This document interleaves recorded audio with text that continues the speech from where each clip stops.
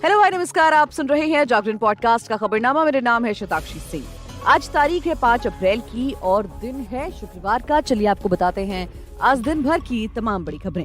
Bulletin की शुरुआत करेंगे हेडलाइंस के साथ। ईसी का आतिशी को नोटिस। आप नेत्री आतिशी ने चुनाव आयोग की निष्पक्षता पर उठाए सवाल।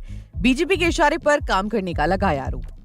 भोजशाला में जारी रहेगा एएसआई सर्वे। सुप्रीम कोर्ट ने खारिज की याचिका। गूगल सर्च के लिए करनी पड़ेगी जेब ढीली। कंपनी कर रही है पैसे लेने की तैयारी। पति की गलती ना होने पर भी पत्नी का बार बार ससुराल छोड़कर जाना क्रूरता। कोर्ट ने तलाक को किया मंजूर। ईसी ने डीडी और रेडियो पर चुनाव प्रचार के लिए समय किया आरक्षित। राजनीतिक दल को मुफ्त में मिलेंगे करीब 130 घंटे।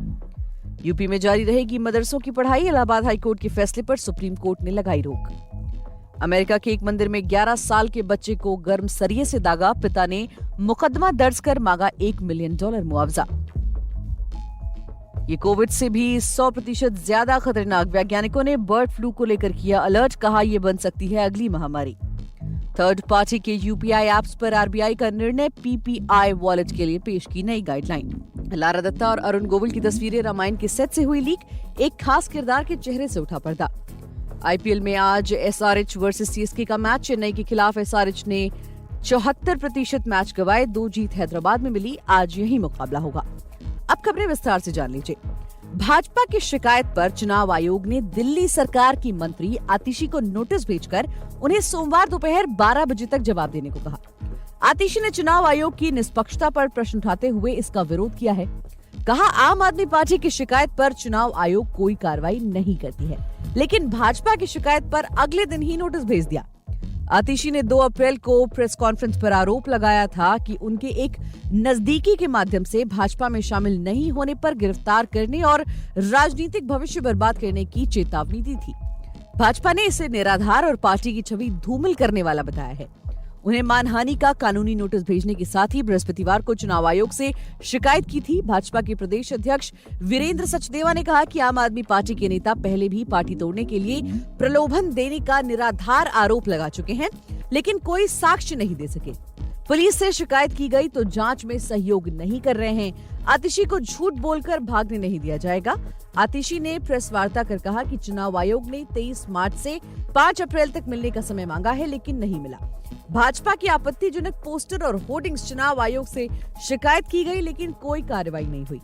आयकर विभाग, ईडी और सीबीआई की तरह चुनाव आयोग भी भाजपा सरकार के इशारे पर चलने की जगह पूर्व चुनाव आयुक्त टीएन शेषन की तरह काम करे। चुनाव आयोग के नोटिस का भी जल्द जवाब दिया जाएगा, साथ ही उसे उसकी जिम्मेदारी भी याद दिलाई जाएगी। वहीं धार के भोजशाला में एएसआई का सर्वे अभी जारी रहेगा। सर्वे के खिलाफ दायर याचिका को आज सुप्रीम कोर्ट ने खारिज करते हुए सुनवाई से इनकार कर दिया है। याचिका कमाल मौला मस्जिद के मुतवली काजी मोइनुद्दीन द्वारा दायर की गई थी। दरअसल इंदौर हाईकोर्ट द्वारा एएसआई को भोजशाला के सर्वे के लिए दिए गए अंतरिम आदेश को लेकर सुप्रीम कोर्ट में ये याचिका दायर की गई थी। वहीं याचिकाकर्ता हाईकोर्ट में पक्षकार नहीं थे। ऐसे में सुप्रीम कोर्ट ने इस पर सुनवाई से इनकार करते हुए याचिकाकर्ता को हाईकोर्ट जाने के लिए कहा है। गौरतलब है कि सुप्रीम कोर्ट ने सोमवार को भोजशाला के एएसआई सर्वे कराने पर रोक लगाने से इनकार कर दिया है।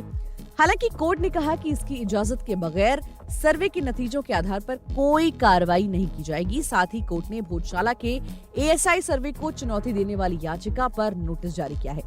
सुप्रीम कोर्ट ने याचिकाकर्ता के वकील की दलीलें सुनने के बाद केंद्र सरकार, राज्य सरकार और एएसआई को नोटिस जारी करते हुए 4 सप्ताह में जवाब दाखिल करने का निर्देश दिया। शीर्ष अदालत ने अपने आदेश में कहा कि कोर्ट की इजाजत के बिना सर्वे रिपोर्ट में आने वाले नतीजे के आधार पर कोई कार्यवाही नहीं की जाएगी। साथ ही स्पष्ट किया कि सर्वे के दौरान ऐसी कोई खुदाई नहीं की जाएगी जिससे कि परिसर का चरित्र या प्रकृति बदलती हो। वहीं गूगल सर्च का इस्तेमाल किसी भी छोटी से छोटी चीज के लिए किया जाता है। मेरे और आप हम सब के लिए गूगल एक अहम हिस्सा बन चुका है। वर्तमान में यह सुविधा गूगल बिल्कुल मुफ्त में देता है, लेकिन क्या हो अगर गूगल इसका पैसा लेना शुरू कर दे। दरअसल बहुत गूगल सर्च के लिए यूजर्स को पैसे देने पड़ सकते हैं। कहा गया है कि गूगल अपने यूजर्स के लिए जेनरेटिव आर्टिफिशियल इंटेलिजेंस के साथ प्रीमियम फीचर्स देने की प्लानिंग कर रहा है। एक रिपोर्ट में कहा गया कि गूगल अपने यूजर्स के सर्च एक्सपीरियंस में इजाफा करने के लिए कई फीचर्स को एक्सप्लोर कर रहा है। Company AI powered features users के लिए रोल आउट कर सकती है। जो प्रीमियम फीचर्स जोड़े जाएंगे उनके लिए यूजर्स को पेमेंट करना होगा। हालांकि सर्च जनरेटिव एक्सपीरियंस के बारे में ज्यादा जानकारी नहीं आई है। इसके लॉन्च को लेकर भी फिलहाल कुछ नहीं कहा जा सकता। बता दें कि गूगल के पास पहले से ही जेमिनी एआई है। बताया गया है कि गूगल का ट्रेडिशनल सर्च इंजन फ्री में यूज के लिए रहेगा, लेकिन सर्च के दौरान उन्हें विज्ञापन दिखाई देते रहेंगे। रिपोर्ट में कहा गया है कि गूगल की प्रीमियम सर्विस को इस्तेमाल करने के लिए यूजर्स को पैसे देने होंगे। गूगल की प्रीमियम सर्विस में एआई पावर्ड फीचर्स को शामिल किया जाएगा, जो यूजर्स के लिए सर्च एक्सपीरियंस को पहले से बेहतर करने का काम करेंगे। गूगल का ये फैसला वाकई देखने लायक होगा। चैट जीपीटी जैसे चैटबॉट की बढ़ती भूमिका को देखते हुए गूगल ने एआई पावर्ड फीचर्स को अपने डिवाइस में भी देना शुरू कर दिया है। बढ़ते अगली खबर की तरफ। पति की गलती ना होने पर भी बार बार ससुराल छोड़कर जाना क्रूरता के दायरे में आता है। क्रूरता के आधार पर पति की तलाक को मंजूरी देते हुए हाईकोर्ट ने कहा कि शादी आपसी सहयोग, समर्पण और गठजोड़ का आधार है। दरअसल दंपत्ति की शादी 1992 में हुई थी और पारिवारिक अदालत ने पति को तलाक देने से इनकार कर दिया था। पति का आरोप था कि पत्नी हिंसक स्वभाव की थी और उसके साथ क्रूर व्यवहार करती थी। अदालत ने पति की अपील स्वीकार करते हुए कहा कि महिला ने ससुराल वापस आने के लिए कोई उचित प्रयास नहीं किए। वहीं पति ने दोस्तों और रिश्तेदारों के माध्यम से प्रयास किए, लेकिन सफल नहीं हो सका। इससे स्पष्ट होता है कि महिला बिना किसी वजह से अपीलकर्ता से अलग हुई है। वहीं चुनाव आयोग ने राजनीतिक दलों को जनता के बीच अपने मुद्दों को पहुंचाने के लिए दूरदर्शन और आकाशवाणी पर मुफ्त में करीब 130 घंटे मुहैया कराए हैं। दोनों ही प्लेटफॉर्मों पर राजनीतिक दलों के लिए करीब 65 घंटे का समय आरक्षित किया गया है। इनमें राष्ट्रीय पार्टियों के लिए दोनों प्लेटफॉर्मों पर करीब 50 घंटे का समय आवंटित किया गया है। इस दौरान भाजपा को दोनों प्लेटफॉर्म्स पर सबसे अधिक 1206 मिनट यानी करीब 20 घंटे का समय दिया गया है। वहीं कांग्रेस को 740 मिनट यानी कि करीब 12.5 घंटे का समय दिया गया है। इस दौरान वो दोनों ही प्लेटफॉर्म्स के नेशनल और रीजनल चैनल पर अपनी बात रख सकेंगे। चुनाव आयोग ने राजनीतिक दलों के बीच डीडी और रेडियो चैनलों पर समय का ये बंटवारा उनके पिछले चुनाव में प्रदर्शन के आधार पर किया है। साथ ही निर्देश दिया है कि वो इस मुफ्त समय का इस्तेमाल जनता तक अपने मुद्दे और अपनी बात रखने के लिए करेंगे।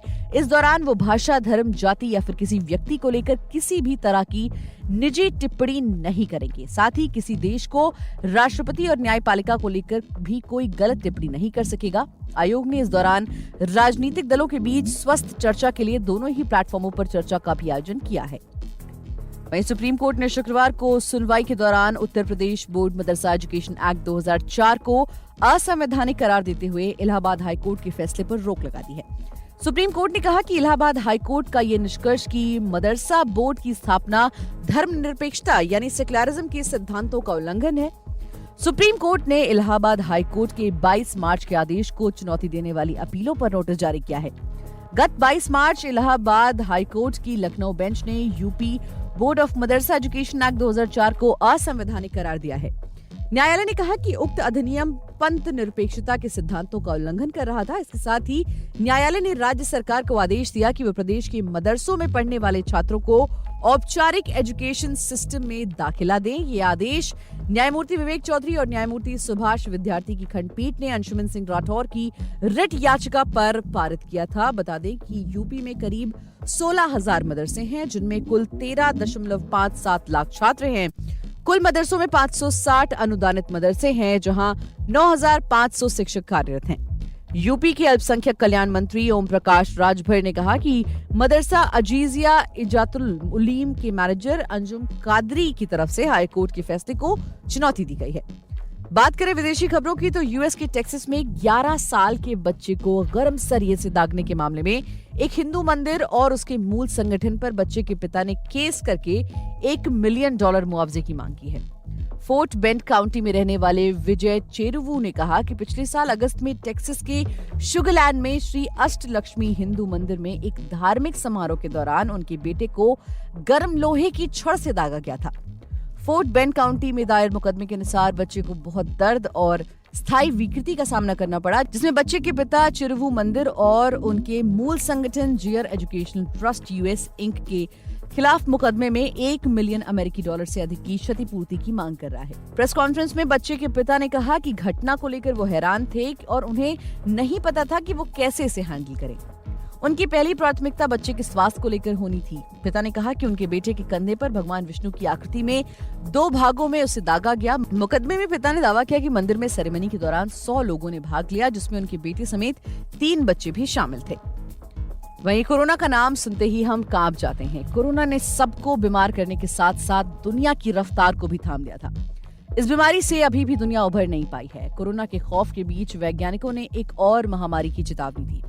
विशेषज्ञों ने बर्ड फ्लू को लेकर चेतावनी दी है। साथ ही उनका कहना है कि बर्ड फ्लू से उत्पन्न होने वाली महामारी कोरोना से 100 गुना ज्यादा खतरनाक होने वाली है। एक्सपर्ट्स का मानना है कि बर्ड फ्लू महामारी के खतरे के फैलने की संभावना तेजी से बनी हुई है। अमेरिका में H5N1 एवियन फ्लू तेजी से फैल रहा है। अमेरिका के हर राज्य में जंगली पक्षियों के साथ साथ वाणिज्यिक पोल्ट्री यानी कि कमर्शियल पोल्ट्री और अपने घरों के बैकयार्ड में पशुओं को पालने पर इसका असर दिखता है। और अमेरिका के 4 अलग अलग राज्यों में स्तनधारी जानवरों के साथ कई मवेशियों के झुंड संक्रमित पाए गए। जानवरों के अलावा टेक्सास के एक डेयरी कर्मचारी ने भी ये वायरस पाया गया है। इस तरह से बर्ड फ्लू के केस आने पर वैज्ञानिकों के साथ साथ दुनिया के लिए भी बहुत चिंताजनक विषय है। वहीं इंडस्ट्री एक्सपर्ट ने शुक्रवार को प्रीपेड भुगतान उपकरणों यानी कि PPI वॉलेट से डिजिटल भुगतान करने के लिए तीसरे पक्ष के UPI ऐप के उपयोग की अनुमति देने से भारतीय रिजर्व बैंक के कदम का स्वागत किया। PPI payment wallet smart card, magnetic chips, voucher और मोबाइल वॉलेट आदि के रूप में आ सकते हैं।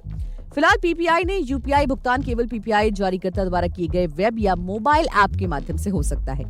येस सिक्योरिटीज के शोध प्रमुख और प्रमुख विश्लेषक शिवाजी थापलियाल ने कहा कि फिलहाल पेटीएम पेमेंट्स बैंक और RBI के आदेश के कारण वॉलेट बाजार पूरी तरह से खुला हो गया है। बात कर लेते हैं मनोरंजन जगत की। रणबीर कपूर की रामायण का काम फुल स्पीड में आगे बढ़ रहा है। मेकर्स की तरफ से फिल्म को लेकर आधिकारिक घोषणा अभी तक नहीं की गई है, लेकिन शूटिंग सेट से तस्वीरें और वीडियो सामने आने लगे हैं। कुछ दिनों पहले सेट का वीडियो वायरल हुआ था, वहीं अब रामायण के सेट से कुछ तस्वीरें सामने आई हैं, जिनमें लारा दत्ता और अरुण गोविल नजर आ रहे हैं। रणबीर कपूर की रामायण को नितेश तिवारी डायरेक्ट कर रहे हैं। जब उन्होंने फिल्म बनाने का ऐलान किया तभी से फैंस का एक्साइटमेंट 7वें आसमान पर है।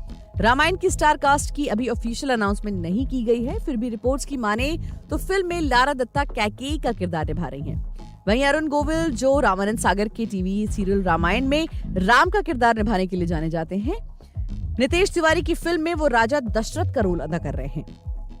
बात करें खेल जगत की तो इंडियन प्रीमियर लीग 2024 का 18वां मुकाबला आज सनराइजर्स हैदराबाद और चेन्नई सुपर किंग्स के बीच खेला जाएगा। मुकाबला हैदराबाद के home ground Rajiv Gandhi international stadium में शाम 7:30 बजे से खेला जाएगा। टॉस शाम 7 बजे होगा। दोनों टीमों का इस सीजन में ये चौथा मैच होगा। हैदराबाद के 2 मैचों में हार का सामना करना पड़ा, महज 1 में जीत मिली, जबकि चेन्नई ने 2 मुकाबले जीते। वहीं पिछले मैच में उसे दिल्ली से हार मिली। चेन्नई सुपर किंग्स के मुस्तफिजुर रहमान का आज मैच में खेलना तय नहीं है। रहमान अपने अमेरिका के वीजा संबंधित काम के लिए देश लौटे हैं। फिलहाल रहमान कुल 7 विकेट के साथ पर्पल कैप होल्डर हैं। हेड टू हेड में चेन्नई आगे है। हैदराबाद और चेन्नई के बीच IPL में अब तक 19 मुकाबले खेले गए। 5 में हैदराबाद और 14 में चेन्नई को जीत मिली है, यानी चेन्नई ने हैदराबाद के खिलाफ 74% मैच जीते हैं। तो आज के लिए फिलहाल इतना ही। देश और दुनिया की तमाम खबरों को जानने के लिए जुड़े रहिए हमारे साथ और सुनते रहिए जागरण पॉडकास्ट का खबरनामा।